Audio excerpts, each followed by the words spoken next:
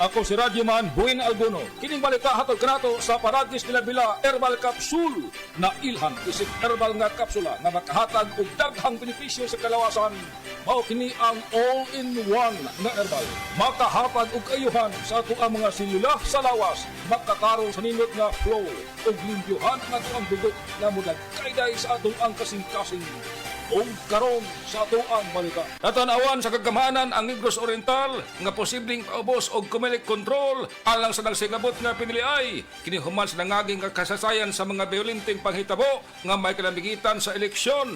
Siguroon sa kagamahanan nga dili makalabok ang mga daotang elemento nga gipaluyuhan og mga politiko alang sa kahapsay og kalinaw sa eleksyon sa probinsya. Kadtong balita hatod kanato sa Paragis Bila-Bila Herbal Capsule alang sa kumpleto nga kombinasyon.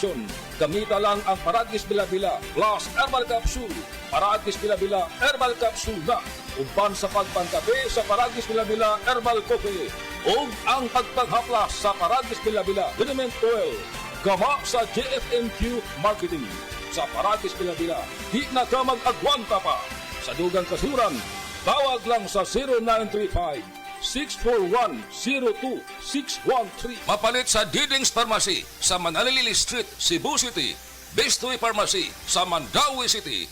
Healthy Way Pharmacy, GV Butika sa Cebu, Mandawi, Liloan ug Usmeña Boulevard.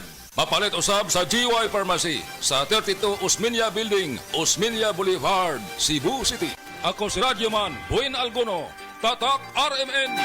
Usa ka Evangeline Cañete ang makapamatuod nga siya naulian ug ang iyang bana nga si Amado miubusad ang blood sugar count. So kadyod pag-apply sa kumbana sir or ako sa iya ha, nakuan yun nga nagyud say ka usaban. Taas din ang sugar sa mga asawa sa 11.7. Kagon? Karon nagkuan mi atong miaging semana pod 7. Karon 6 na lang jud na ang result. Uning baba. Baba na. Gikat mo ko diha. Magparagis Bila-Bila Herbal Capsule na. Sa Paragis Bila-Bila, dili na ka mag-agwanta pa.